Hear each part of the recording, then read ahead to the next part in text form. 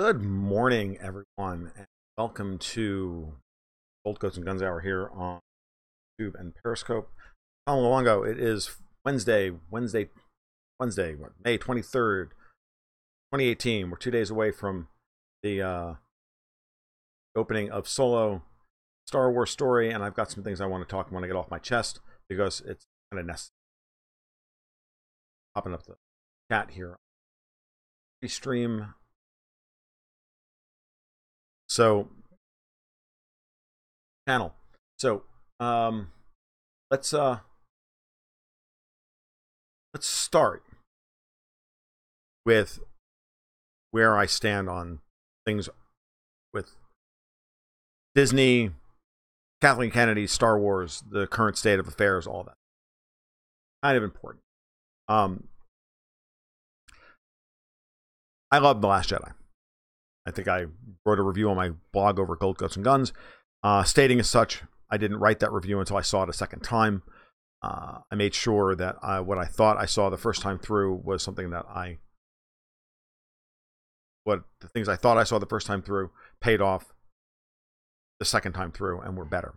The more I've watched The Last Jedi since it's come out on Blu-ray, the more I like it. I'm much to watch it now. I don't say 7 or 8 times. And I have zero problem with where they're going with the entire story. It seems to me that that this is a different trilogy, trying to end the story of Han, Luke, and Leia in a way, and all of the backstory from episodes 1, 2, and 3, which are truly mediocre to terrible films. And then carrying through to 4, 5, and 6, 7, 8, and 9. And I had some interesting thoughts about what I think they're doing and how I think they're handling the central premise behind each of the Star Wars canon stories. But I don't really want to talk about that today.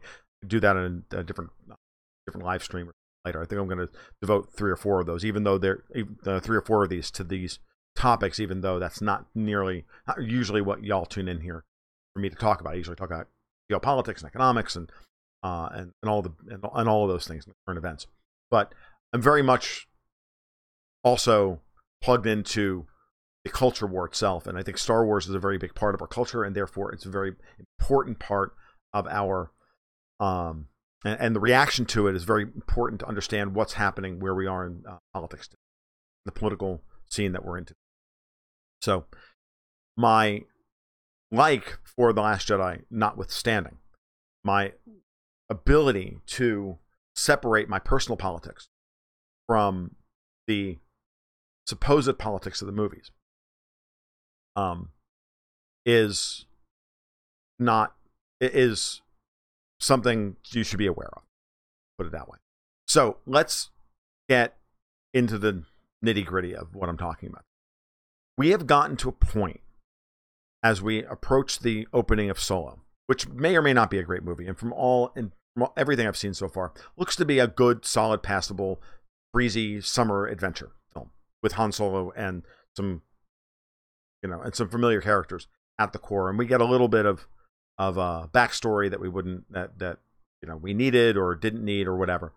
And as far as I'm concerned, most of the people saying, "Well, why does this movie need to exist? How does it advance anything?" Dude, you get more Han Solo. Why are you complaining? He's a great character. Disney owns him. He's one of the most popular characters in the series. Harrison Ford is 75 years old. And why would you take, from a business perspective, why would you take an asset like that and not utilize it? And then moreover, as fans, why wouldn't you embrace the idea that they're going to try and go forward with this character so you can tell more stories with him, a guy that you adore? I mean, and the problem here is, when it comes down to, is that for many, many fans, Star Wars exists as this perfect thing in their past.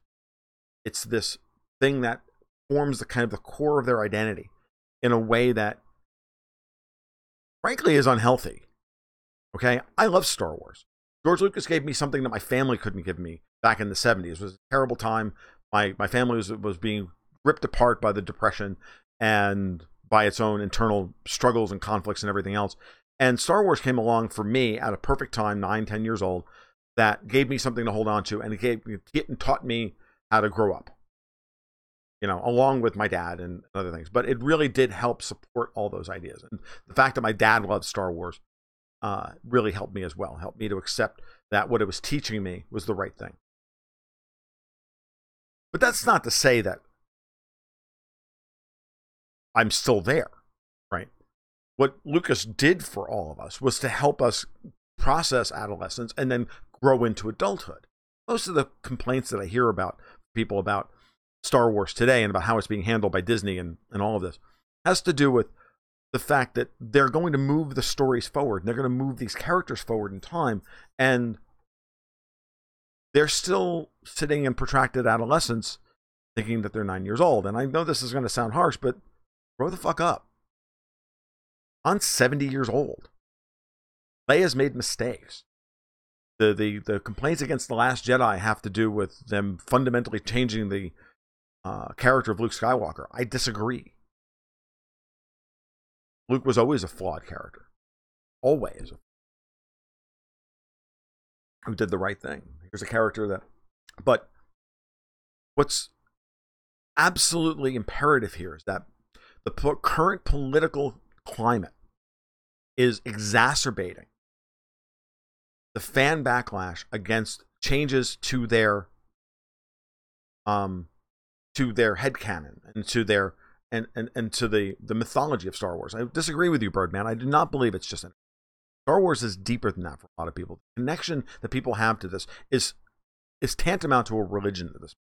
In many of the same ways that on the left, cultural Marxism is a religion for social justice warriors. They believe it in the same way that most people process religion. And I think a lot of people see Star Wars in that way. And so you have to understand it is a cultural thing. For kids who grew up in the disaffected 70s, Star Wars became their substitute religion in an age when atheism was on the rise. This is a very important point, and it's a deep thing. And for 35 years, they've had their version of Star Wars in their head, 40 years now. And they don't want that to change. So and it has to change because the audience that these films are being marketed for is a different audience. And there's no doubt in my mind that Bob Iger is a social justice warrior progressive. There's no doubt in my mind that Kathleen Kennedy is in at least on the same spectrum, same part of the political spectrum. And many of the other people are as well, J.J. Abrams and the rest of them. But I really would caution you to say that the films that we've gotten to this point are actually social justice warrior fests. There's a veneer of that. There are strong female characters. The male characters in The Last Jedi aren't treated very well. No argument. The female characters are all the it's a very female dominated movie, and that's fine. And I don't have a problem with that because the females that dominate that story are the ones that this is a situation that needs that kind of solution. It's also, I think, tying into everything that they're trying to talk about in this trilogy. And I can get into that in a little bit. And to expand on that point, if you look at the prequel films, it's about a terrible tyrannical male who's given no guidance. And the only guidance that he's gotten is from a bad father figure, Obi-Wan Kenobi, because he's not up to the task, because he's not adequate to it, because he's barely out of adolescence himself, and Emperor Palpatine. And so he takes that and all of his tyrannical urges and all of his desire for power is amplified by that setup. He's ripped from his mother when he's young. He has bad father figures, and he falls to darkness. He's then redeemed by his son, and in the classic trilogy, and that's a male solution to the problem. We have a male son redeeming the father, who is this enfant terrible, tyrannical male figure. Then, now, we're getting the end of this story. We're going to remove from the universe the scourge of the Skywalker clan. which is a scourge upon the universe. When you take a step back and look at the amount of damage that's been done by these people. And Rey is going to be the person to redeem or not redeem and deal with the problem of Kylo Ren, who is the last of these tyrannical males. And so we're getting a different perspective each time. And so this trilogy is about female solutions to interpersonal family drama, as opposed to male solutions to family family drama. It makes sense thematically, and therefore it just happens to be coming out at a time when everybody's talking about when we're dealing with, and they're so gaslit over the rise and the really the loony rise of the progressive social justice left, to have, who are going for broke for complete political and societal control, and to try and win a culture war that they're losing badly, and they're now turning it in their desperation to win, are now turning up the heat in every way. People only lash out and attack the way they have been, and be it on the social justice left or the right, when they feel threatened. And I think that what we're seeing in the backlash against The Last Jedi, against the veneer of social justice warriorism or progressivism that they feel has been placed on Star Wars, is coming from a place of being threatened and weakness. But remember, the left is very weak right now. They look ascendant, but they're actually cracking in every way. Cultural Marxism is going to lose here. Okay, democratic socialism is failing at every level. So when we back out to what we normally talk about here, the geopolitics, the politics, the economics, all of those systems are failing. All these institutions built by baby boomers are failing. And they're doubling down on the crazier aspects of identity politics is just a natural reaction to them trying to keep hold of the levers of power that they've enjoyed for the last 40 to 50 years. And it's going to fail. And so when I've thought about this a lot, this is not my initial reaction here. It's just finally getting to this point where they're now actively trying to make a Star Wars movie fail at the box office and fail as a cultural achievement over a movie that has really no political ambitions whatsoever. It's just a dumb, fun heist movie. It's everything that I've read about it to this point, and I'll give you my full review on it on Saturday morning most likely, is that it's going to evoke for me like the old Brian Daley Han Solo books that were written between Star Wars and Empire that I read when I was 10 or 11, that were fun and helped to establish the character, but they weren't deep. They were just fun adventures, and that's who Han Solo, outside of the saga, that's who he should be. We should have those movies. They should be more of an Indiana Jones feel to these films, to this film, than there should be to the weighty Star Wars, the weighty Durmstrang of the Star Wars, in the Skywalker saga. I mean, even Rogue One was bound down with the weight of being tied directly to the bigger story arc. Even all of Rebels and most of the Clone Wars, the shows that these same people who are pitching about Kathleen Kennedy love Dave Filoni for, but understand that Kathleen Kennedy was at Lucasfilm helping Dave Filoni along, developing both, first the Clone Wars and then Rebels. And they want Dave Filoni to take over and for her to go away. It doesn't make any sense. What it amounts to is that they feel a little threatened because at this point, everyone's so gaslit and everyone is so polarized by our current politics and the uncertainty of our current politics that they have their social justice warrior hammer and they have their identity politics hammer and they're looking for social justice nails to hammer in. And that's all they can see. And you can see it. And what's really bad and what's offensive to me, actually, is the level of histrionics that guys are stoking on YouTube in order to make money to stoke this higher so that they get hits on their channel and their channels get monetized and all of this stuff. And you can see it in all of these YouTube channels. And you know, it's really cynical, and it's not good. And they're destroying something that they rather destroy something that they love because it's no longer what it used to be. And my wife and I were talking about this morning before I went on the air, because I was thinking these things through, and she's like, it's like a divorce, Tom. It's like, you know, Luke Skywalker throwing the lightsaber over his shoulder at the beginning of The Last Jedi. Kind of like that moment when you walk in and see your wife in bed with another man. This is what it is for them. It's that kind of like psychological break, that this is not, that everything they thought they knew about the story was a lie. Now, my wife and I have been talking about Luke Skywalker in the terms that Rian Johnson presented him in The Last Jedi for 30 years.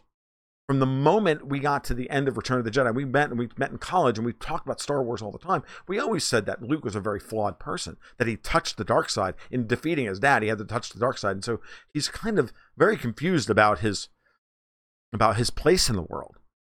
And his statement of that I'm a Jedi now is really more just a statement of I'm a man now. But what kind of man am I going to be? 3 years ago, I was just this kid from Tatooine who was really unsatisfied with his life. And today I'm the savior of the fucking galaxy. That messes with your head, dude. The weight of those expectations, and he was never born or raised into the weight of those expectations, unlike his sister Leia, who spent her entire life being groomed to run the galaxy.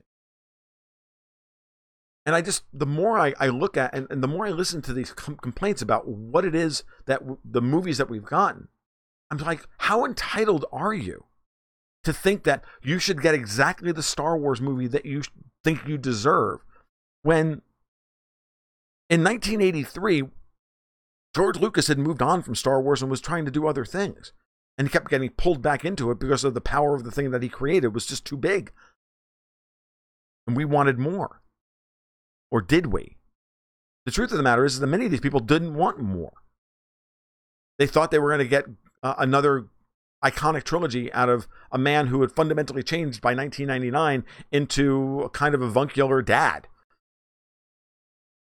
And he gave us the prequel films, and we remembered that George Lucas is a bad writer. This is why Larry Kasdan wrote Return of the Jedi and The Empire Strikes Back, and why it took him 10 years to write the screenplay for Star Wars, by the way. And he had a lot of help.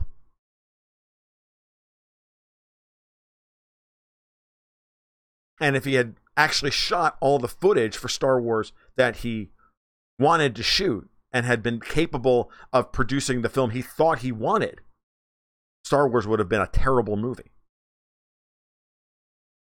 The reason Star Wars is an hour and 59 minutes long, or 2 hours and 1 minute long, depending on which version of it you're talking about, is because he had exactly that much footage. And he used literally every usable piece of film that he shot. And some of it 2 and 3 and 4 times. Because that's all he had. Because it was such a troubled production. And he created the movie in the edit. But story for different. But we're talking about a group of people who feel entitled to their version of what they think Star Wars is. And if they don't get that, then they get angry. And The Last Jedi was definitely one of those movies that said, that sense of entitlement? No one's entitled to that. And I thought it was a really brave choice on Rian Johnson's part. I know that had I had a chance to write Episode 8, I probably would have written something very similar. I was surprised at how closely his view of the Force and the Jedi Order and all of this stuff was to mine. And seeing Luke open his eyes to that and explain all that to Rey, that, you know, one of the problems with people who complain about the prequel films, I was watching Chris Stuckman's recent reviews on all this stuff yesterday. And, you know, he was complaining about how the Jedi Council didn't do anything. I'm like, yeah, that's what Lucas is telling you. They're sclerotic and not functioning. So they allowed they sat there and just watched it happen to them. Because they were convinced that they were right, and that the Sith weren't around. I mean, it's as canonically valid a interpretation of the story as anything I've ever seen. It's actually more canonically valid than most of the people who are complaining about the movies, and that's the point. And we're now sitting here in this age, in this moment in time where some number of people, and I don't know how many it is, could be anywhere from 5,000 to 50,000 to maybe it is 100,000 or 200,000 Star Wars fans who are truly, truly angry at The Last Jedi. I don't think the numbers are quite that bad, but whatever.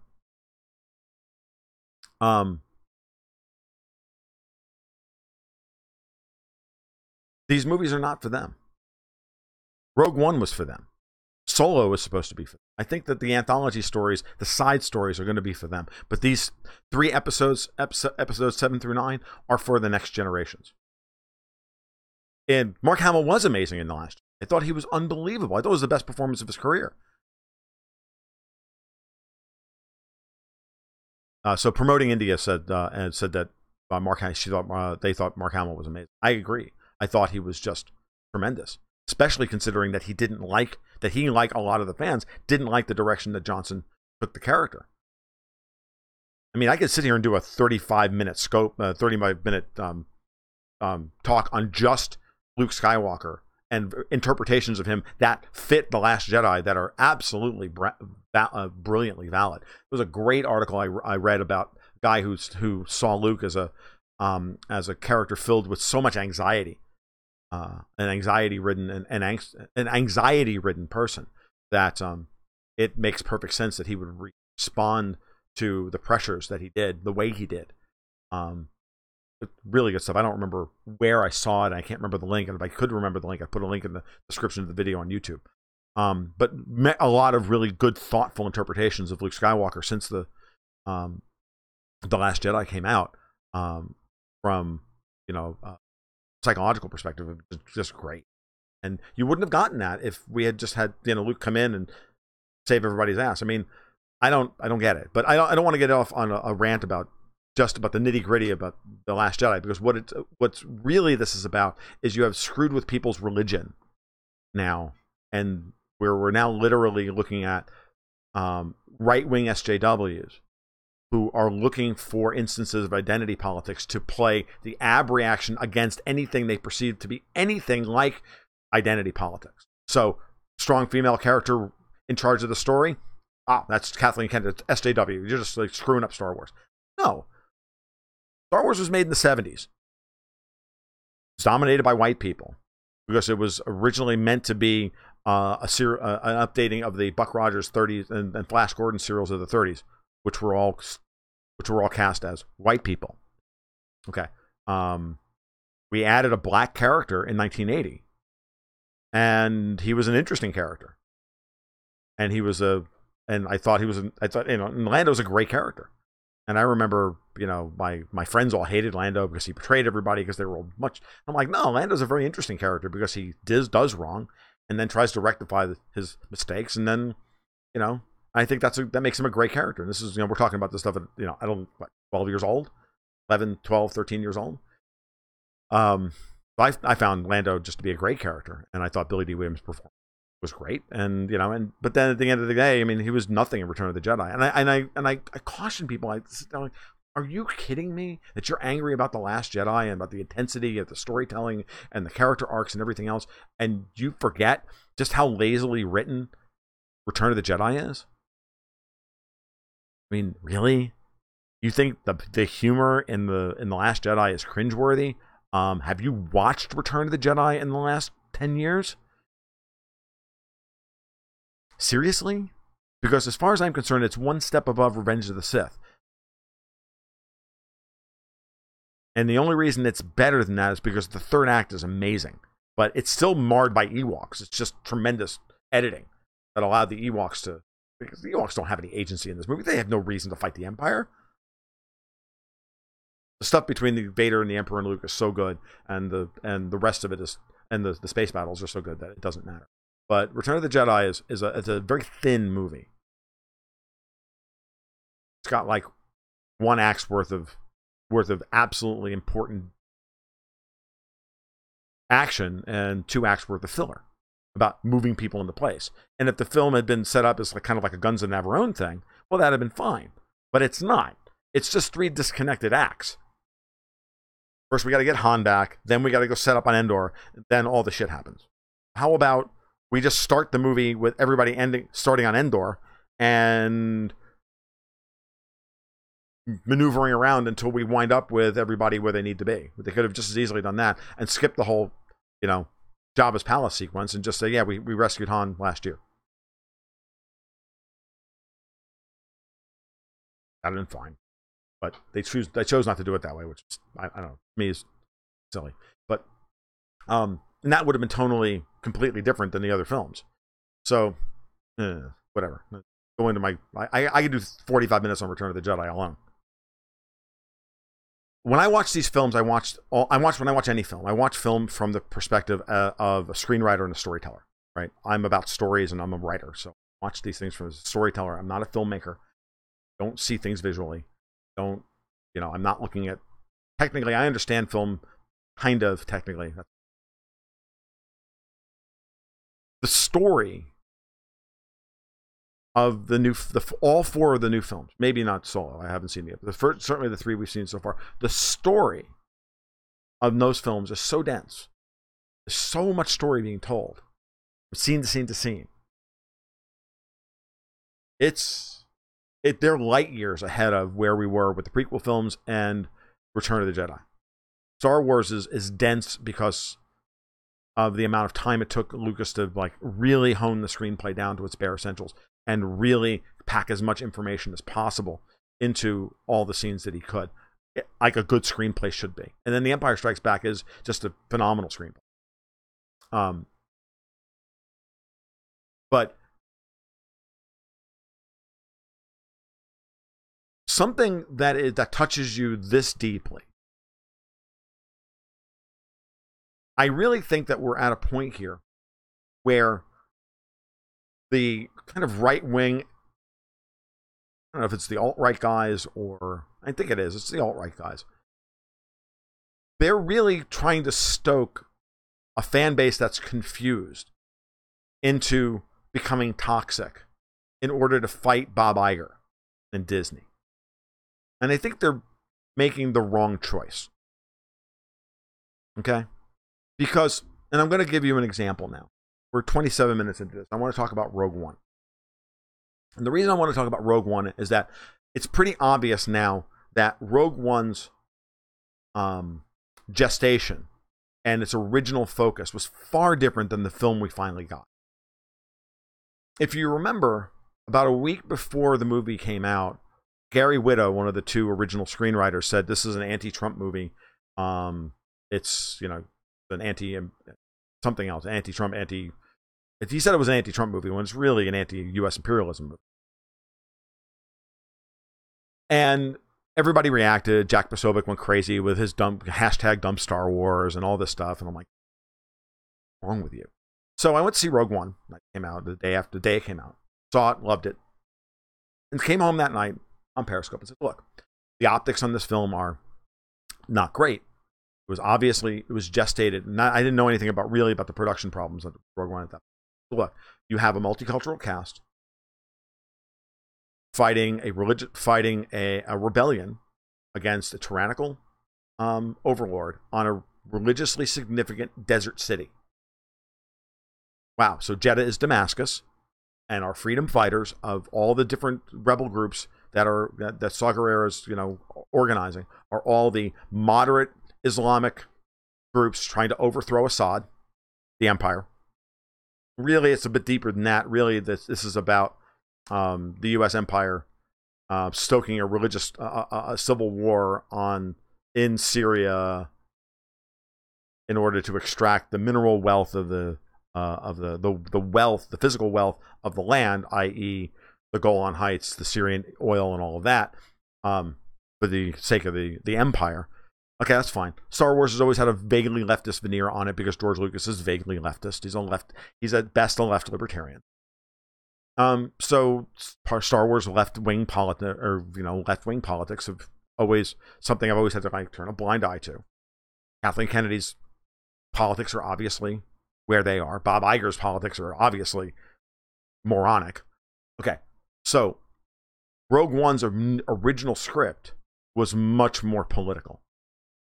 It was much more about this central conflict on Jeddah and how it then spurs everybody to do what they're going to do. The original cut of the film sucked ass. 6 months before the movie opened, or 8 months before the movie opened, Kathleen Kennedy hired Tony Gilroy to come in, fired Gareth Edwards as director, brought in Tony Gilroy, who rewrote the third act and much of the first two acts, and then did extensive reshoots. They tacked on and built from scratch that whole space battle above Scarif, which wasn't in the original cut of the movie. Okay. And that's that. And so all of the politics of Rogue One removed. And all that's left is the veneer. 10 years from now, anybody who goes to sit down and watch Rogue One on streaming or Blu-ray or whatever will not remember one whit about its historical context. It will exist as its own thing. Kathleen Kennedy was smart enough to take her own personal politics out of Star Wars. She greenlit a script which wasn't very good. When she got the final product, she went, "This isn't Star Wars. We have a lot of work to do." And then they went back down and they spent $80 million to fix it and make a proper movie. Because the rules of storytelling and the rules of screenwriting transcend politics. You can't do that. It's a rare thing to take the heroic arc and negate it in such a way that the people will respond to it positively. Frozen is one of the few stories that has been incredibly successful in advancing in creating this kind of hybrid storytelling. It's a classic heroic cycle, which subverts all of the archetypal and reverses and comments on and reverses all of the archetypal overtones. Rare. Jordan Peterson talks about Frozen all the time. You should tune in to any of his commentaries on Frozen. It's really quite good. Star Wars, on the other hand, is classic archetypal storytelling. Classic heroic storytelling. It is, by definition, it is like the strongest example of that in all of film. Without Star Wars, we don't have the hero's journey, the hero's cycle being used so effectively in so many films. That was missing from the original draft of Rogue One. Because it was more about the politics. Because the writers, social justice homos that they are, tried to get one past everybody. Didn't work. I had to hire a real screenwriter, good director, to come in and save the movie. You can't put out a story like that. Rian Johnson, I don't know what his politics are, but if I've watched enough of his movies, I would say that he's a left-leaning libertarian as well. I will tell you that I don't particularly like left-leaning libertarians. More of a right libertarian. But really, I'm just an anarcho-libertarian. When I watched The Last Jedi, to me, it looks so close to it's more of a Clint Eastwood movie. It's more Unforgiven than it is anything else. And it is truly just like The Empire Strikes Back in that it bothered viewers. I don't know how many of you who will eventually watch this were alive in 1980, who were old enough to read in 1980. I was one of those guys. I bought newspapers from around the country to read their reviews because there was no internet back then. So I, would go out and I bought the New York Times and the Daily News and the Boston Globe, and I bought all these newspapers and found copies of them online to read them. I go to the library and to look them up and read all these reviews and find them in anthologies of movie reviews and places like Walden Books and others, and I'd read them over time. And the reviews on The Empire Strikes Back they were respectful, but they weren't gushing. The original reviews for Star Wars were like, this is, for the most part, this is pablum and we're better than this, but somehow I guess people like this stuff.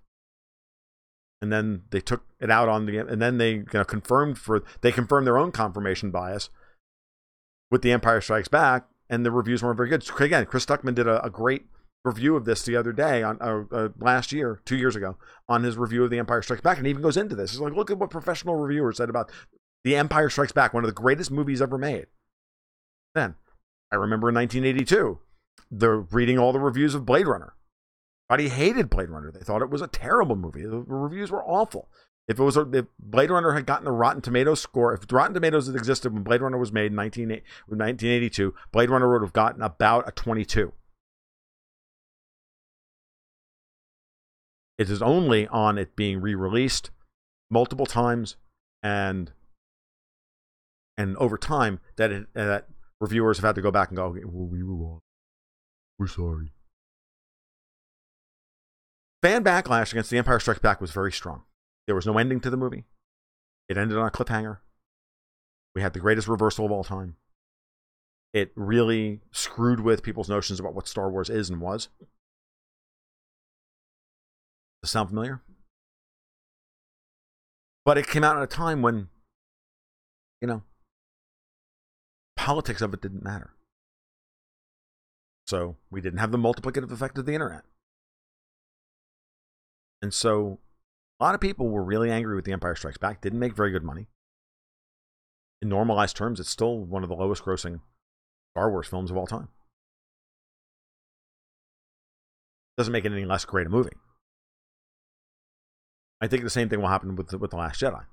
Where people will come to realize how good it is, especially if Episode 9 is fantastic.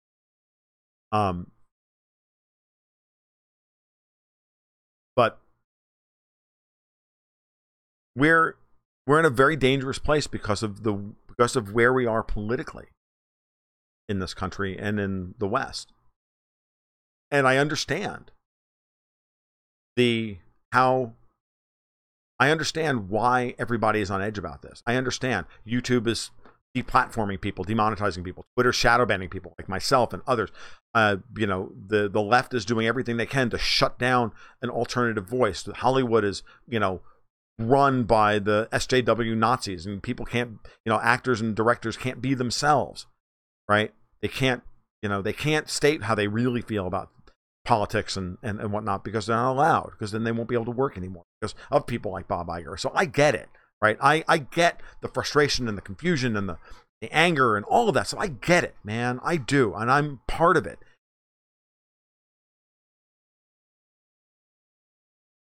But we as fans and we but the rules of storytelling and great storytelling in film are all well known to the people running these studios. And Kathleen Kennedy has proven on multiple occasions, now with Rogue One, and I think with Solo as well, because she fired Lord and Miller for a reason, guys. She fired Lord and Miller because they weren't making a movie that they could recognizably call Star Wars. And I think she understands the brand well enough. And yes, there's going to be moments where we're looking at, people being cast for certain reasons, right? I'm sure that Kelly Marie Tran was cast because she's Asian. Okay.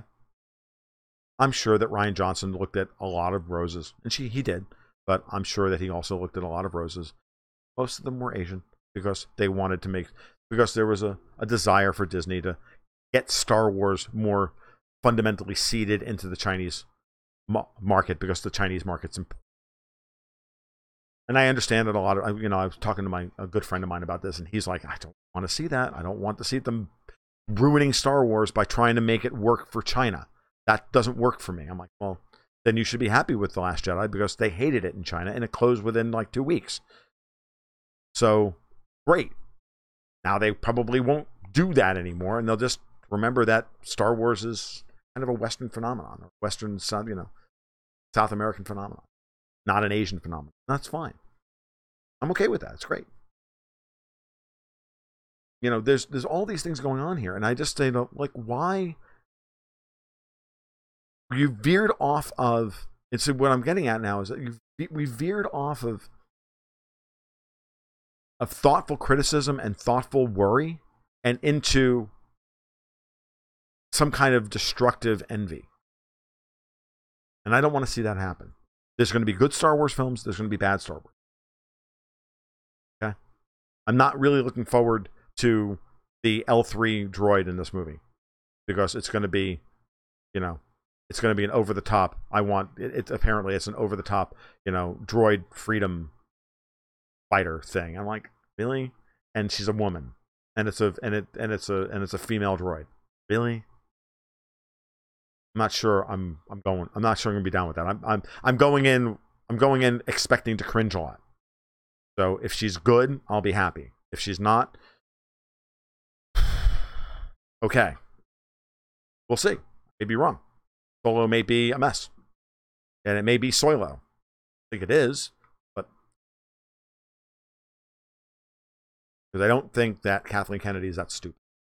I really think that from what I've seen from many of the guys my age that have seen it, they're like, it's good. It's a lot better than I expected it to be. It's more of a Star Wars movie and that tone and feel that I wanted than I was expecting, especially after The Last Jedi. I'm like, well, again, these films are made for, obviously now we've got 4 movies, and they're obviously, some are being made for one audience and some are being made for a different audience.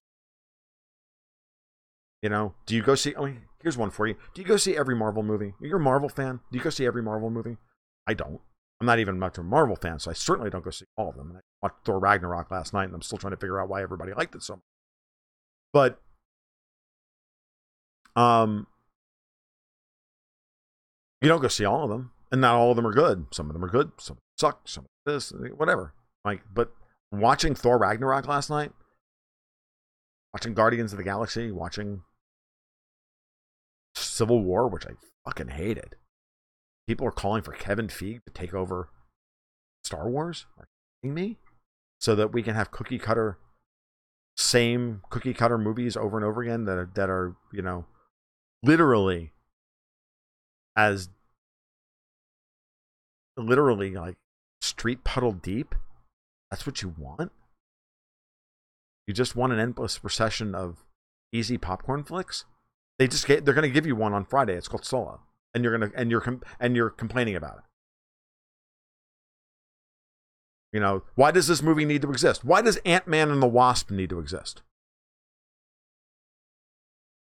Can someone answer me that? Why does Deadpool 2 exist? Because Deadpool 1 made a fuckload of money. Star Wars is not allowed to be a cash grab? Star Wars has always been a cash grab.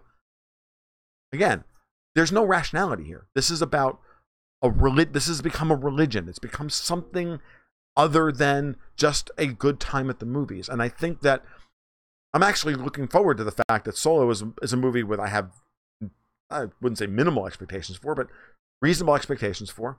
I hope to go in and be entertained. I'm not going to go in and expect it to rock my world or change my perspective on the universe or make me re-examine my life. God damn it. I expect to be entertained for 2 hours and 20 minutes. Even if it's a little clunky and a little slow in parts, I'm okay with that because, a little clunky and a little slow in parts. Fine, whatever. I'm okay with that. I don't particularly like, for example, The Last Jedi is a little overlong, and I'm still not quite sold on the whole Canto Bight sequence from a story structure perspective. Again, Camille and I were talking about this morning, and we're like, structurally, I don't get it and how it fits with Finn's arc, and I was sitting there trying to argue for it, and she was arguing against it, and it still feels a little muddled. It doesn't quite gel, right? But it's only like 10 minutes, maybe 15 total. What is it, 10 minutes total? Whole thing? So, whatever. Just let it go. It's also meant to be the levity in the plot, right? It's meant to be the moment of, this is a weighty movie. Got to break the levity. Got to break the tension. The Last Jedi is funny. It's necessary. It's like The Empire Strikes Back had morbid freaking humor and a lot of morbid humor. Needed it. Weighty movie. There's no humor in the third act of the Last Jedi. It's all up front where it belongs, just like in Empire. When we get to the third act of The Last Jedi, there's not a moment of wink, wink, nudge, nudge, this is funny. No, it is all Sturm and Drang. It's all, these plots have come together, these characters are under, and that's good filmmaking. One can only argue that there's like one joke at the end of, in the last little bit of Return of the Empire Strikes Back. It's when, C-3PO sees R2 for the first time since the beginning of the movie and goes, "At least you're still in one piece. Look what happened to me." And that's kind of funny, but it's not really funny. It's morbidly funny. It's like, it's like apology accepted, Captain Nita. Morbidly funny. So.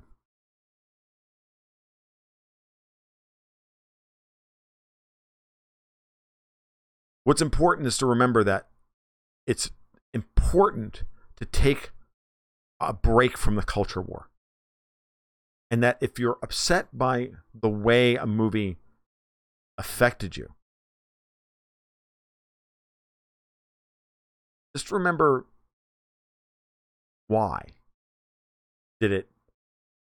Was it your own expectations, or was it the movie's execution? Because the big shift with the Last Jedi is that the critics all loved it, and a lot of the fans didn't. There's a reason for that. The reason is that the Last Jedi is an impeccably made movie. The editing, the lights, the sound. I was talking with my friend about this, and who's been a film editor and worked in post house, and we've just dated screenplay ideas together. We understand story and structure and music and timing, and we've done this stuff. And he was like, "Dude, this is like one of the most brilliantly executed movies I've seen in a long, long time." He had a problem with slow-paced plot. He had a problem with what he calls, Vice Admiral Tumbler and the freaking purple hair on Laura Dern. He's had a problem with little things, with the way Poe Dameron was handled. He didn't like that plot very much. I'm like, okay, fine. He had structural issues with those things. Fine. But from an editing, sound, camera placement, visual, all of those things, all those visual, all brilliant. It's an amazingly looking film. It's an amazingly well crafted piece of filmmaking, storytelling. If you don't like the story they're telling, fine. And that's why the critics why they loved it more than the fans did, because the fans were looking at the story that was told, and they were having a problem with the story that was told. And the critics were, looking at it going, "This is incredibly well made." And because it's incredibly well made, I'm into this. And because it's not the same old Star Wars. And a lot of critics were just like, "Look, I'm tired of the same thing over and over again. Tired of George Lucas being so slavishly devoted to, aping what he did in the first three films and the prequel films, that he destroyed his own freaking narrative." Dude, seriously. It's really bad. If you've not checked out StarWarsRingCycle.com, you really should. It's fascinating analysis of the first 6 Star Wars films as a Wagnerian ring cycle, and how that informed, and if that's the case, is why it informs so many of Lucas's less than stellar choices. All right. So, as far as I'm concerned, the rise of the right-wing SJW is trying to destroy Star Wars, and you should not listen to them. So, if you like Star Wars, you should go see Solo and keep an open mind. Alden Ehrenreich, actor I like a lot. I think he's a perfect choice for a new Han Solo. I don't think, there's one thing about doing a Harrison Ford impression, and then there's another thing about actually. Those two things are not the same. All right, you guys take care. You have a great afternoon. We'll talk soon. Click on the eyes.